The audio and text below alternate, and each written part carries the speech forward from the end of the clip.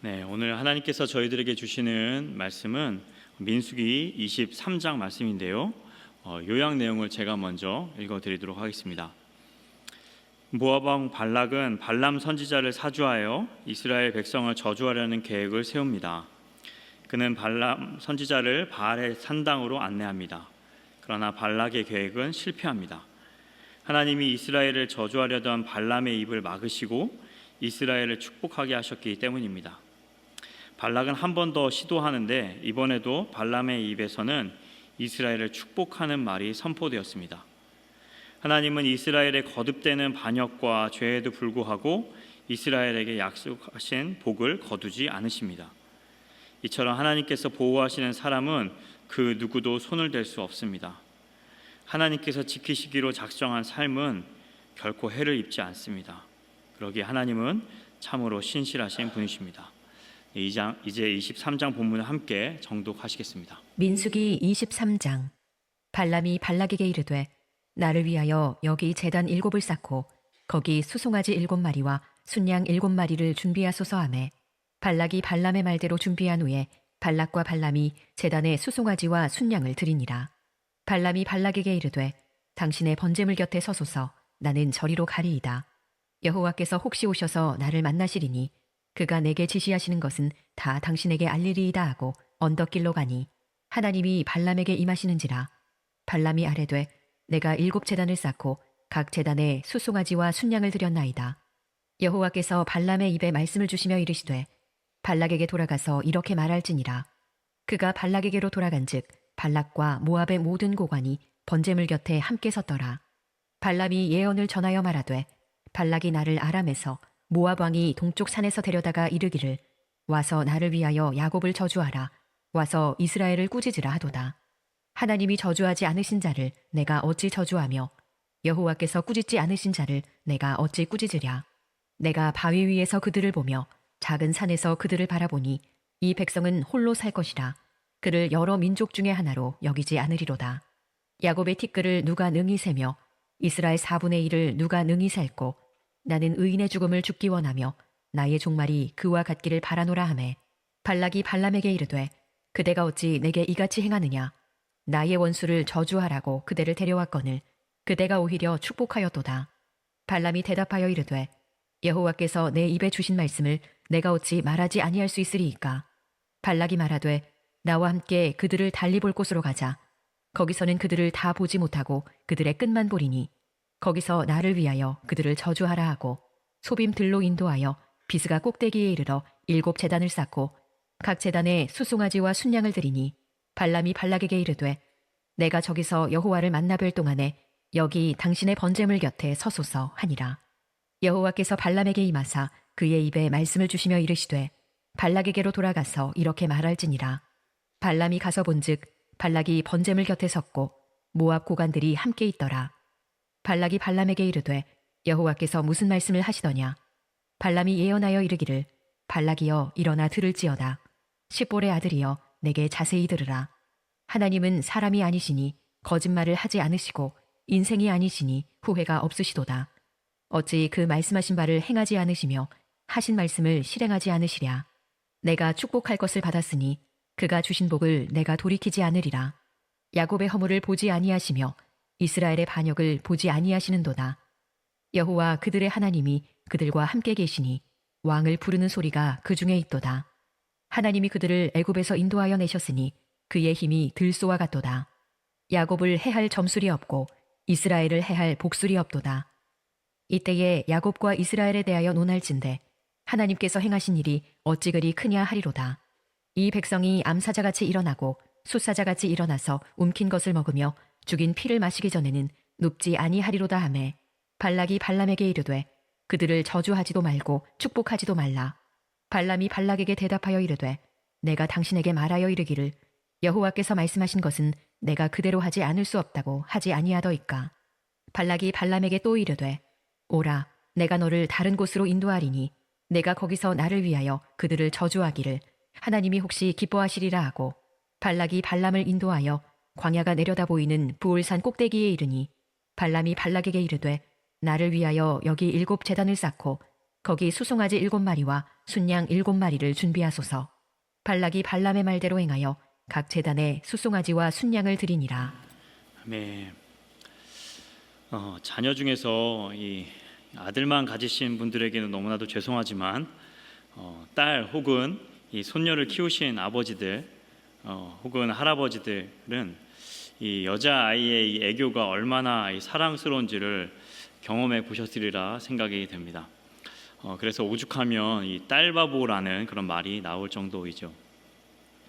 한 번은 또 제 딸이 어디서 보고 배웠는지 아빠 이렇게 보여줄 게 있어 하면서 갑자기 제 앞에서 이렇게 춤추면서 노래를 하는 겁니다. 그래서 처음엔 저도 얘가 뭐 갖고 싶은 게 생겼나 이렇게 의심을 했었는데요. 나중에 제가 그 딸에게 왜 이거 아빠한테 이렇게 보여주는 거야? 라고 이렇게 물어보니까 의외로 대답이 굉장히 심플했습니다. 그냥 아빠한테 보여주고 싶어서였습니다. 예. 그래서 순간 이렇게 의심했던 제가 부끄럽기도 하고 또 한편으로는 이렇게 아빠에게 와서 무언가를 이렇게 막 보여주려고 하는 그 모습이 너무나 사랑스러웠던 것입니다. 그래서 제가 정말 이렇게 진지한 목소리로 하연아, 네가 아빠한테 얼마나 사랑스러운 존재인지 알아? 라고 이렇게 물어봤습니다. 그러자 또 너무나 심플하게 응 알지 하면서 다시 휙 하고 자기 방으로 가는 것입니다. 여러분, 제 딸이 저의 그 마음을 알았을까요? 뭐 어느 정도는 알 수 있었겠지만 제가 가진 그 사랑의 크기를 절대로 다 깨닫지는 못했을 것입니다. 네, 문득 하나님 앞에서 저희들의 모습이 이와 같지 않을까라는 생각을 해보았습니다. 하나님께서 저희들을 이렇게 바라보실 때 정말 저희가 상상할 수 없을 만큼의 그 큰 사랑으로 저희를 바라보실 텐데 저희는 그 사랑을 놓치고 지낼 때가 참 많이 있다라는 것이죠. 하나님은 저희들의 지극히 작은 고백 그리고 작은 믿음의 반응에도 분명 기뻐하시는데 저희는 마치 이 엄청난 이 업적을 세워야만 그리고 완벽한 모습을 갖추어야만 하나님이 기뻐하신다라고 생각할 때가 참 많이 있죠.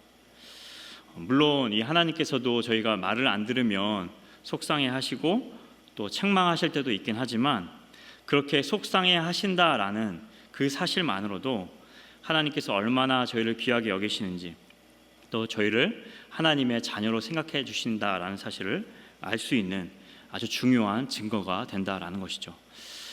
중요한 것은 어떠한 상황 속에서도 저희를 향하신 그 하나님의 사랑이 그리고 저희를 향한 이 축복이 변경되거나 취소될 수 없다라는 것이고 그리고 저희들은 이러한 사실을 기억하면서 삶에 적용하며 살아가야 하는 것 그것이 저희들에게 더 중요한 사실이다라는 것이죠. 그래서 하나님은 오늘 말씀을 통해서 이스라엘을 그리고 오늘날 저희를 얼마나 귀하게 여기시는지 또 얼마나 큰 축복을 예비해 놓고 계시는지를 저희들에게 가르쳐주고 계십니다. 그래서 오늘 이 설교의 제목을 취소될 수 없는 하나님의 축복이라고 이렇게 잡아보았는데요. 아무쪼록 오늘 말씀을 통해서 저희들을 향하신 이 축복의 내용 앞에서 저희는 과연 어떠한 모습으로 반응해야 되는지를 깨닫고 결단의 자리로 나아가는 저희 모두가 될 수 있기를 간절히 소원합니다. 저희를 향하여 축복을 약속하시고 그 약속을 반드시 지키신 그 하나님 앞에서의 마땅한 반응 그 첫 번째 진리는 저희가 하나님께 택함 받은 존재라는 정체성을 가지고 이 세상을 담대히 살아가야 한다라는 것입니다. 이제 어제에 이어서 오늘 본문도요. 이 모압 왕 발락과 술사 발람에 관한 그런 이야기입니다. 지금 모압 왕은요. 이 이스라엘 때문에 굉장히 큰 엄청난 스트레스에 시달려 있습니다. 소문에 의하면 이 이스라엘이 당대 최강국이었던 이 애굽을 상대로 승리했을 뿐 아니라 또 최근에는 이 아모리 왕 시온과 바산 왕 옥을 무찔렀다라는 그런 소식을 들었기 때문이죠. 그런데 사실 정작 이 이스라엘은 모압을 칠 생각이 전혀 없었습니다. 그럼에도 불구하고 이 모압 왕 발락은 들의 겁부터 먹고 불안했다라는 것이죠. 자, 그래서 이 왕이 생각해낸 방법이 무엇일까요? 그것은 바로 이스라엘을 저주하는 것이었습니다. 그러니까 이 저주라고 하는 이 수단을 통해서 이스라엘을 무력화시킬 수 있다라고 생각했다라는 것이죠. 그래서 정말 비싼 돈을 들여서 이 발람이라고 하는 술사를 데리고 옵니다. 물론 이 저주를 부탁받은 이 발람 입장에서는 조금 이렇게 찝찝한 일이긴 했지만 분명 자기에게 엄청난 이득이 떨어지는 그런 일이었기 때문에 그도 역시 거부할 이유가 없었다라는 것이죠. 그래서 1절 말씀 보시면 이 발람이 하나님께 제사를 드리기 위해서 이 발락 왕에게 7개의 제단을 쌓고 각각 소와 양 그 7마리를 준비해 달라고 부탁을 하죠. 그런데 여기서 이 7이라고 하는 숫자로 맞춘 것은 이 자기 딴에는 이 완벽한 이 제사의 형태를 갖추기 위해서였다라는 것입니다. 하지만 사실 이 방법은요, 율법에 따라서가 아니라 이방 풍습에 따라서, 그리고 자기를 위해서, 그리고 자기의 목적을 이루기 위해서 하나님을 이용하려고 하는 형식적인 제사에 불과했다라는 것입니다. 자, 그런데요, 정말 신기하게도 하나님께서 이 발람에게 나타나십니다. 4절 말씀 보시면, 그래서 발람이 너무나도 신이 나서 자기가 하나님 앞에 어떠한 노력을 기울였는지를 하나님 앞에 이렇게 고백하는 내용이 나옵니다.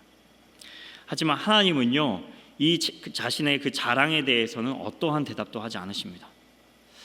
여러분, 이것이 무엇을 의미하는 걸까요? 지금 하나님께서 이 발람에게 나타나신 이유는 이 발람의 제사를 기쁘게 받으셔서가 아니라 이렇게 탐욕스러운 이방의 점쟁이를 통해서라도 자신의 주권과 계획을 선포하기 위해서 나타나셨다라고 볼 수 있다라는 것이죠. 자, 그래서 이어지는 이 5절 이후의 말씀을 보시면 하나님께서 그에게 어떠한 말씀을 주셨는지, 그리고 그 말을 이 모압 왕 발락에게 전달하는 그 내용이 나오는데요. 먼저 7절 말씀 보시면, 당신이 저를 불러서 저에게 이스라엘을 저주하라고 시켰겠지만, 이어지는 8절에 보시면 하나님이 저주하시지 않는 자를 내가 어떻게 저주하며 여호와께서 꾸짖지 않으신 자를 내가 어떻게 꾸짖을 수 있겠습니까? 라고 답변하고 있습니다. 사실 어떻게 보면 발람도 알고 있었던 것 같습니다. 이스라엘의 하나님이 어찌 자기 백성을 저주할 수 있겠는가? 이거 자체가 말이 안 됐다라는 것이죠. 그래서 저주의 내용이 아니라 오히려 자기가 들었던 축복의 내용을 발락에게 전달하고 있다라는 것이죠. 그러자 이 발락도 그 얘기를 들으니까 너무나도 황당하고 화가 났을 것입니다. 그래서 어떻게 반응하고 있죠? 11절 말씀 보시면, 아니 내가 정말 비싼 돈을 들여서 당신을 고용했는데 하라는 저주는 안 하고 계속 축복만 쏟아놓고 있냐라고 하면서 오히려 이 발람을 질책하고 있었다라는 것이죠. 그리고 12절에서도 그래서 발람은 내가 어쩔 수 없었습니다 라는 말만은 계속 반복하고 있습니다. 자, 그렇다면 도대체 이 발람이 하나님으로부터 들었던 그 축복의 내용이 과연 무엇이었을까요? 우리 9절과 10절 말씀 우리 함께 한 목소리로 읽겠습니다. 내가 바위 위에서 그들을 보며 작은 산에서 그들을 바라보니 이 백성은 홀로 살 것이라. 그를 여러 민족 중에 하나로 여기지 않으리로다. 야곱의 티끌을 누가 능히 세며 이스라엘 4분의 1을 누가 능히 셀고, 나는 의인의 죽음을 죽기 원하며 나의 종말이 그와 같기를 바라노라. 아멘. 아멘. 여러분, 지금 이 축복의 내용을 살펴보면 이렇습니다. 이스라엘은 홀로 살 것이다. 그들을 여러 민족 중에 하나로 여기지 않으리로다. 즉, 이 말은 하나님께 있어서 이 이스라엘은 특별히 구별된 존재다. 그리고 절대로 다른 민족과는 비교할 수 없는 그 특별한 존재로 선택해 주셨다라는 내용이죠. 그리고 이어서 야곱의 티끌을 누가 능히 세며 이스라엘 4분의 1을 누가 능히 셀고라는 말은 이스라엘 백성들을 셀 수 없을 만큼 번성해 주시겠다라는 말입니다. 여러분, 그런데 지금 이 축복의 내용을 어디서 좀 이렇게 들어보신 적이 없으신가요? 바로 이 과거 아브라함에게 주신 약속의 내용입니다. 창세기 12장과 13장에 나오는데요, 제가 그 말씀을 읽어드리겠습니다. 12장 2절 말씀, 내가 너로 큰 민족을 이루고 내게 복을 주어 내 이름을 창대하게 하리니 너는 복이 될지라. 그리고 13장 16절에 내가 내 자손이 땅의 티끌 같게 하리니 사람이 땅의 티끌을 능히 셀 수 있을진데 내 자손도 세리라. 지금 이 아브라함을 통해서 훗날 너의 백성이 이러한 축복을 얻게 될 것이다 라고 약속을 해주셨는데 지금 실제로 그 약속이 성취되고 있었다라는 것이죠. 자, 그렇다면 더 나아가서 여러분 이 약속이 어디까지 이어지고 있는 걸까요? 바로 오늘날 예수 그리스도를 믿는 저희들에게도 동일한 약속이 성취되고 있다라는 것입니다.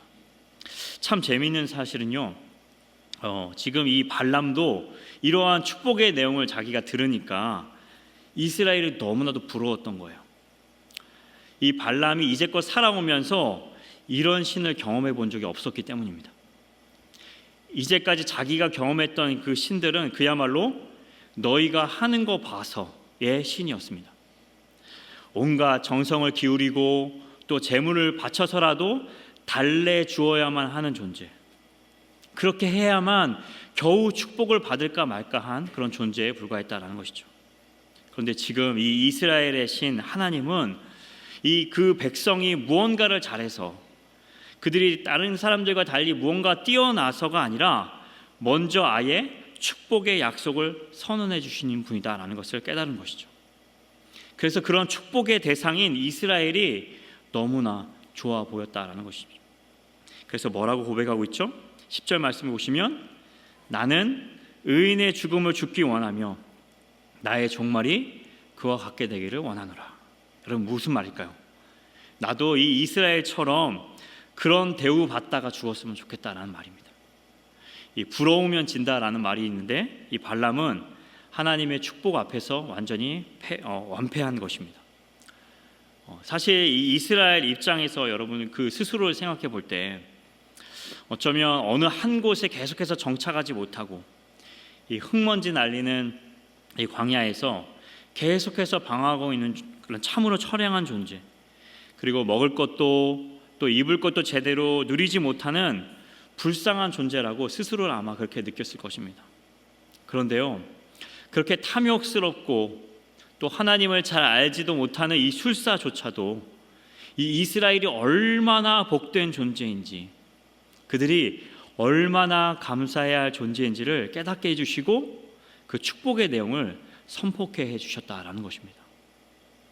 하지만 안타깝게도 이스라엘뿐 아니라 저희들도 이렇게 특별하고 귀한 존재라는 사실을 잊어버리고 살 때가 참 많이 있다라는 것이죠. 사람들의 시선과 그 평가에 위축되고 주눅들어서 낙심하고 무너질 때가 참 많이 있습니다. 심지어 이 교회 안에서도 이 앞에서 이렇게 멋있게 사역하는 그런 사람들을 바라보면서 지금 나는 뭐 하고 있는가?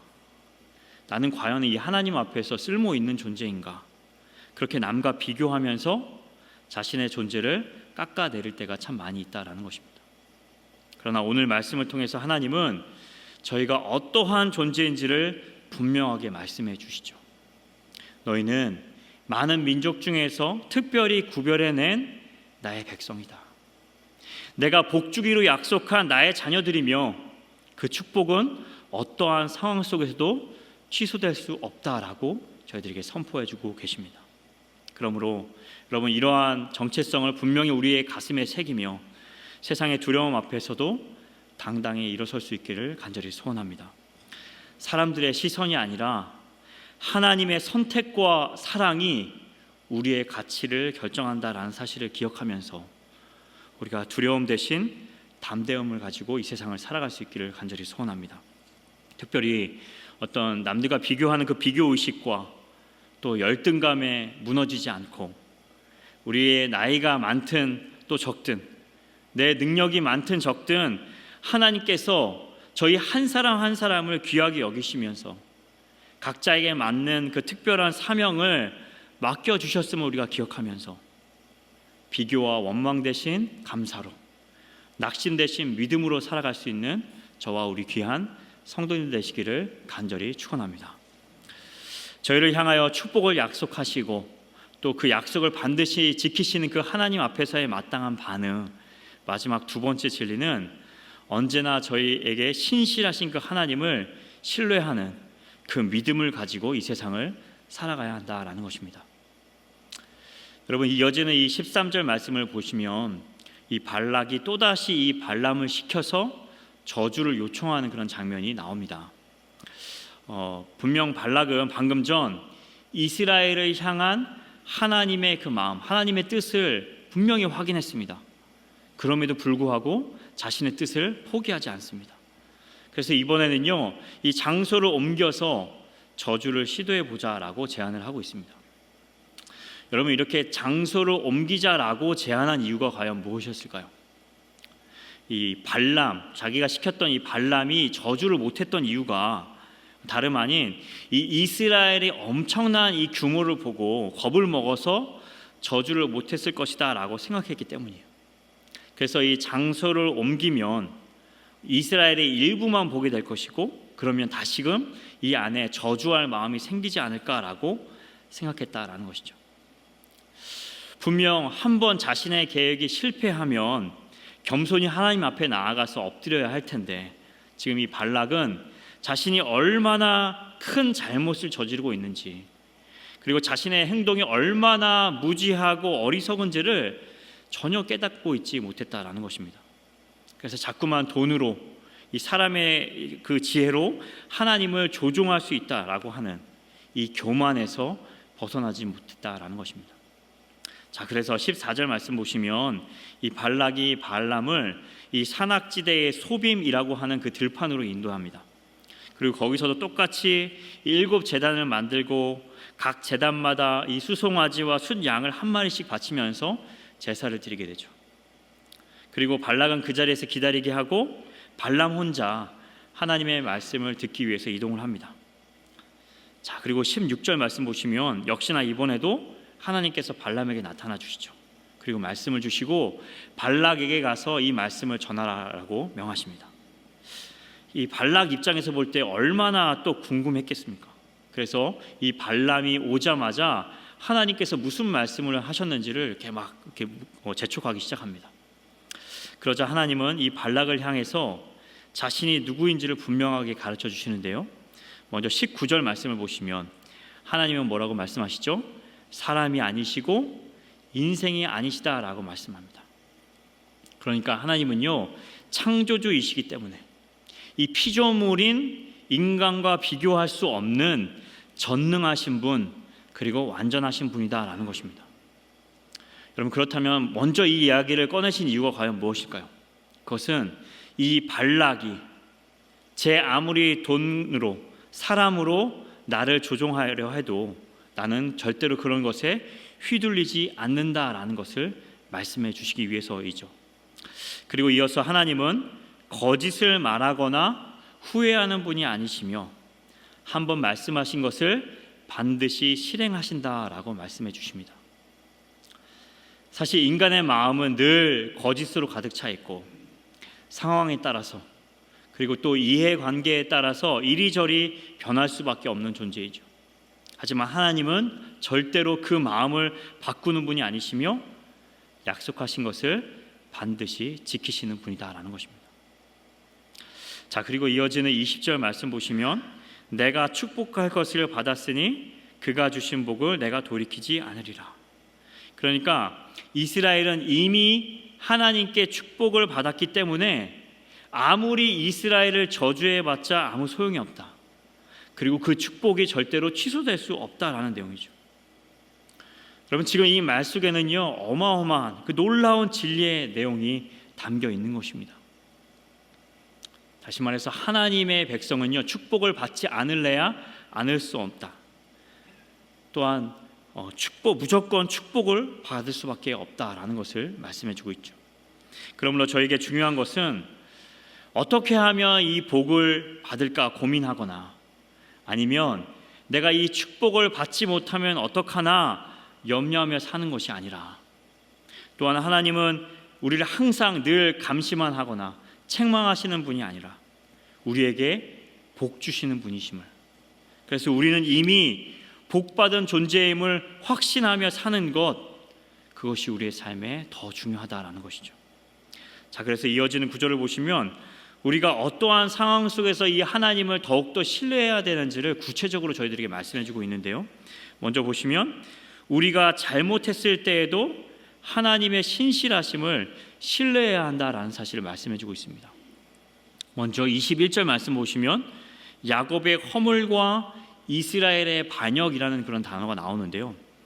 많은 학자들은요, 이 허물과 반역이라는 단어를 이 불행과 어려움으로 해석하기도 하지만 개역개정의 단어를 그대로 따른다라고 한다면 하나님의 백성도 때로는 죄를 짓고 허물 가운데 살아갈 수 있게 된다라는 것입니다. 하지만 그보다 용서해 주시는 하나님의 그 은혜와 사랑이 훨씬 더 크다라는 것이죠.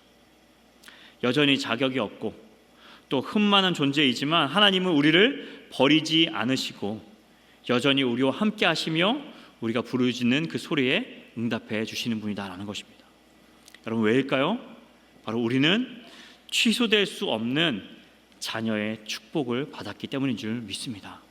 그러므로 우리가 죄 가운데 있다 할지라도 다시금 하나님의 그 은혜를 구하면서 주님 앞에 나아갈 수 있고 또 반드시 그렇게 나아가야 한다라는 것이죠. 우리를 향한 하나님의 그 택하심과 구원은 절대로 취소될 수 없음을 믿고 다시금 그 은혜에 감사하며 주님 앞에 나아가야 한다라는 것입니다. 두 번째는요, 눈앞에 해결 못할 문제가 찾아온다 할지라도 끝까지 하나님의 신실하심을 신뢰해야 한다라는 것입니다. 22절 말씀 보시면 이렇게 되어 있죠. 하나님이 그들을 애굽에서 인도하여 내셨으니 그의 힘이 들소와 같도다. 여러분, 들소는요, 이 지중해 지역에 널리 서식하는 동물로서 지칠지를 모르는 힘을 가지고 있습니다. 그래서 그 힘으로 앞에 있는 그 어떠한 장애물도 돌파하는 그런 대표적인 동물입니다. 그런데 우리를 위하시는 하나님이 그와 같다라는 것이죠. 다시 말해서 과거 출애굽할 때 앞에는 홍해가, 그 뒤에서는 그 애굽의 군대가 쫓아오는 그런 진퇴양난의 상황 속에 있었지만 하나님은 그 속에서 어떻게 해요? 홍해를 갈라서라도 피할 길을 내주시고 이스라엘을 구원해 주신 분이다라는 거예요. 그러므로 이스라엘뿐 아니라 오늘날 저희들에게도 이러한 동일한 문제가 찾아올 때 그런 하나님을 신뢰하라는 것입니다. 아무리 문제가 내 인생을 완전히 망가뜨리고 무너뜨릴 것처럼 그렇게 보여질지라도 하나님은 그 문제보다 크신 분임을, 그리고 불가능을 가능케 하시는 전능하신 분으로 믿고 살아가야 한다라는 것입니다. 여러분, 그렇습니다. 저희는요, 이렇게 하나님 앞에서 너무나도 특별한 존재입니다. 저희가 남들보다 뛰어나서가 아니라, 그리고 더 의로워서가 아니라 저희를 향한 그 하나님의 사랑이 너무나도 크고 놀라우시기에, 그 사랑이 바로 조건 없는 사랑이기에 저희에게 이렇게 놀라운 축복을 허락해 주신다라는 것입니다. 그러므로 오늘 이 발람을 통해서 주시는 말씀이 그냥 우리에게 듣기 좋은 말, 그러나 내 삶에는 적용되지 않는 그런 말이 아니라 지금 나에게, 정말 지금 나에게, 그리고 앞으로도 변함없이 나의 삶에 적용되고 또 실현되는 하나님의 그 약속의 말씀으로 믿고 그 축복을 누리며 사는 저희 모두가 될 수 있기를 간절히 소원합니다. 자, 그렇다면 마지막으로 이러한 하나님을 경험한 사람은 과연 어떻게 반응할 수밖에 없을까요? 23절과 24절 말씀 보시면 발람이 이렇게 고백하고 있죠. 야곱을 해할 점술이 없고 이스라엘을 해할 복술이 없도다. 그래도 자신이 명색이 이 메소포타미아 지역에서 가장 유명한 점술가이지만 이러한 하나님의 축복을 경험하자, 하나님을 경험하자 자신의 무능함을 인정할 수밖에 없었다라는 것입니다. 그리고 이러한 축복을 누리는 이 이스라엘을 보면서 모두가 다, 모든 민족들이 다 하나님의 그 위대하심을 찬양하게 될 것이다. 그리고 이러한 하나님의 절대적인 보호하심과 그 백 아래에 있는 이스라엘은 이 용맹스러운 사자 같아서 그들이 어떠한 적들을 만난다 할지라도 반드시 승리하게 될 것을 선언하고 있다는 것이죠. 여러분, 너무나 놀라운 축복 아닌가요? 그런데 더 놀라운 것은 이 이스라엘에게 임한 그 축복이 오늘날 저희들에게도 동일하게 임하고 있다는 사실입니다. 여러분, 정말 그렇게 생각하시나요? 아멘이시죠? 네. 그렇다면 오늘 저희는 얼마나 그 축복을 누리며 살아가고 있는지 우리 한번 솔직하게 우리 자신 한번 점검해 보면 좋겠습니다. 여러분, 오늘 이 하나님께서 하나님을 잘 모르는 이 이방 술사의 입술을 통해서, 그것도 이방의 왕 발락에게 자신이 어떠한 존재인지를 하나님께서 이렇게 가르쳐 주시는 이유가 과연 무엇일까요? 그것은 다름 아닌 이스라엘을 함부로 넘보지 말라는 거예요. 내 거니까 함부로 건들지 말라고, 건드렸다가는 내가 가만히 안 놔두겠다라고 하는 그 하나님의 경고를 들으라는 것이에요. 하지만 동시에 또 어떤 이유가 있을까요? 이 이스라엘 백성들을 향해서는 지금 이렇게 이방인들조차도 하나님이 어떠한 분이신지, 그의 백성이 어떠한 축복을 받게 되는지를 다 알고 있다. 그렇다면 당사자인 너희는 얼마나 그 사실을 깨닫고 누리며 살아가고 있는가? 그것을 이스라엘뿐 아니라 또 오늘날 저희들에게 되물으시기 위함은 아닐까요? 여러분, 그러나 때로는 저희도 이 발락처럼 보호해줄 대상이 없다라고 느껴서 일어나지도 않는 일에 대해서 지레 겁부터 먹고 또 늘 두려움과 걱정 속에서 살아갈 때가 있습니다. 자신의 힘과 방법으로 그 두려움을 이겨낼 수 있을 거라고 생각할 때가 참 많이 있다라는 것이죠. 때로는 발람처럼 스스로 복을 채우기 위해서 살아갈 수도 있습니다. 분명 그 방법이 잘못된 것인 줄 알면서도 돈과 이 권력의 눈이 멀어서 그 유혹의 손길을 뿌리치지 못하는 삶을 살아가고 있지는 않은지 저희들의 모습을 이 하나님의 말씀 앞에서 한번 비추어 보면 좋겠습니다. 그러나 오늘 말씀을 통해서 전해주시는 하나님의 메시지는 여러분 분명합니다. 하나님은 이미 저희들에게 축복을 약속하여 주셨고 그 약속은 절대로 취소되지 않는다라는 것입니다. 이제는 더 이상 복 받기 위해서 사는 존재가 아니라 이미 복을 받은 존재라는 사실이에요. 그러므로 우리가 하나님 앞에서 구원받기 위해서 또 우리가 하나님으로부터 무언가를 얻어내기 위해서 애를 쓰는 그런 삶이 아니라 그 사실, 이미 복을 받았다라는 사실을 감사로 받아들이고 우리가 복된 존재임을 신뢰하며 살아가는 것, 그것이 오늘날 우리에게 필요하다라는 것이죠. 비록 이스라엘 백성들처럼 여전히 이 광야와 같은 인생을 살아가고 있다 할지라도 우리가 믿는 하나님, 그리고 우리와 함께 하시는 이 하나님은 전능하신 하나님이십니다. 저희가 죄인 되었을 때조차도 이 십자가를 통해서 우리의 모든 죄를 용서해 주시고 저희를 택하여 자녀 삼아 주셨을 뿐 아니라 그 어떠한 상황 속에서도 이 자녀의 축복을 지켜나가게 해주시는 분인 줄 믿으시기 바랍니다. 아무쪼록 이러한 사실을 신뢰하며 살아가는 저와 우리 귀한 열린문의 성도들 되시기를 주님의 이름으로 간절히 축원합니다.